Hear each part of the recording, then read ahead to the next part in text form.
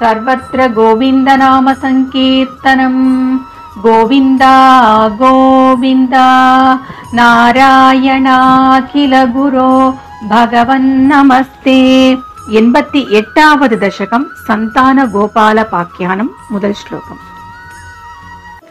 प्रागेवाचार्यपुत्रा हृतिनिशमनया स्वीयशत्सूनुवीक्षां काङ्क्षत्या मातुरुक्त्या सुतलभुवि बलिं प्राप्यतेनार्चितस्त्वं धातुशापाधिरण्यान्वित कशिपु भवान् शौरिजान् कंसभग्नान् आनीयैनान् प्रदर्श्य स्वपदमनयथाः पूर्वपुत्रान् मरीचेः।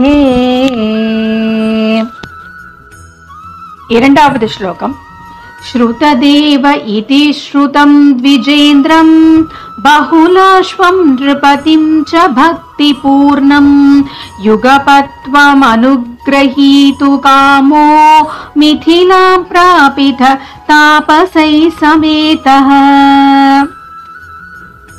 மூன்றாவது श्लोकम् गच्छन् विमूर्तिरुभयोर्युगपन्निकेतम् एकेन भूरि विभवैर्विहितोपचारः अन्येन तद्दिनभृतैश्च पलौदनाद्यैः तुल्यं प्रसेधित ददाथ च मुक्तिमाभ्याम्।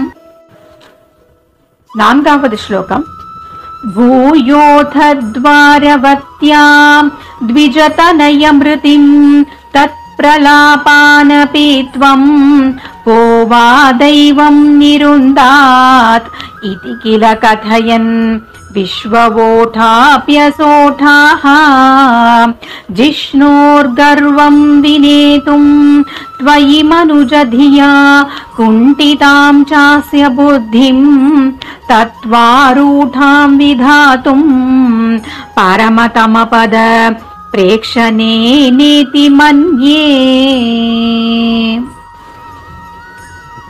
ఐదవది श्लोकम् नष्टा अष्टास्य पुत्राः पुनरपि तव तूपेक्षया कष्टवादः स्पष्टो जातो जनानाम् अथ तदवसरे द्वारकामापपार्थः मैत्र्या तत्रोषितौसौ नवमसुतमृतौ विप्रवर्य प्ररोदं श्रुत्वा चक्रे प्रतिज्ञाम् अनुपहृतसुतः सन्निवेक्ष्ये कृशानुम्।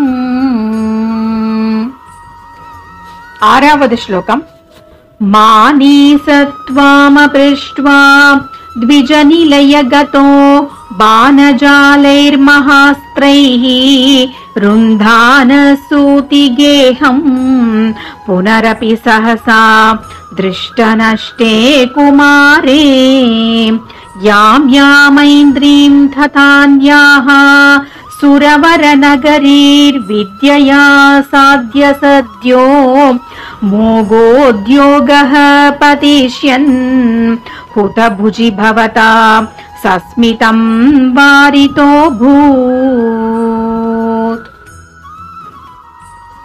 ఏడవది श्लोकम् सार्धं तेन प्रतीचीं दिशमतिज विना स्यन्दनेनाभियातो लोकालोकं व्यतीतास्तिमिर भयमथो चक्रधाम्ना निरुन्धन् चक्रां शुक्लिष्टदृष्टिं स्थितमथ विजयं पश्य पश्येति पारां पारे त्वं प्राददर्शः किमपि हि तमसां दूरदूरं पदं ते।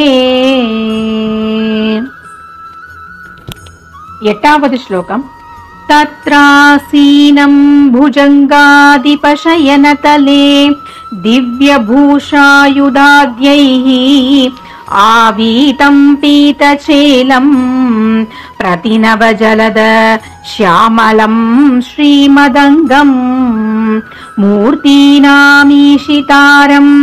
परमिह तिसृणाम् एकमर्थं श्रुतीनां त्वामेव त्वं परात्मन् प्रियसखसहितो नेमिथ क्षेमरूपम्। 9వ శ్లోకం. युवा मामेव द्वौ अधिक विवृतान्तर्हिततया विभिन्नौ सन्द्रष्टुम् स्वयमहमहर्षम् द्विजसुतान् नयेतं द्रागेतान् इति खलु वितीर्णान् पुनरमून् द्विजायादायादाः प्रणुतमहिमां पाण्डुजनुषा। 10వ శ్లోకం. एवं नानाविहारैः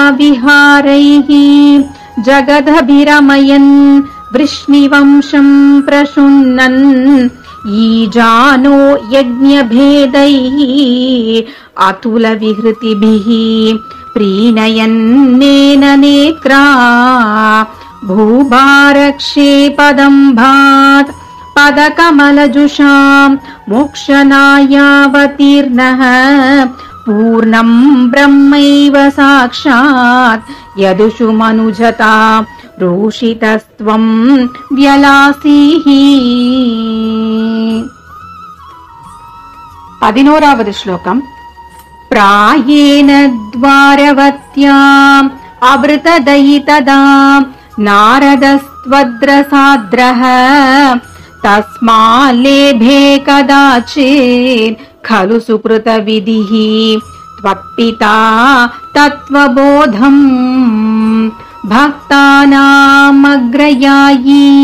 स च खलु मतिमान् उद्धवस्त्वत्त एव प्राप्तो विज्ञानसारम् सकिल जनहिता याधुनास्ते बदर्याम्।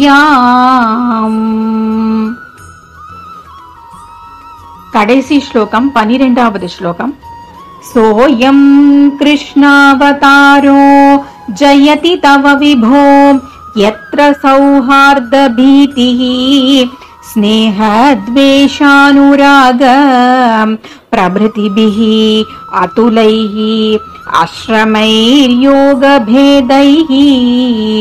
आर्तिर्तीर्त्वा समस्ताम् अमृतपदमगुः सर्वतः सर्वलोकाः सत्वं विश्वार्तिशान्त्यै पवनपुरपते भक्तिपूर्त्यै च भूयाः।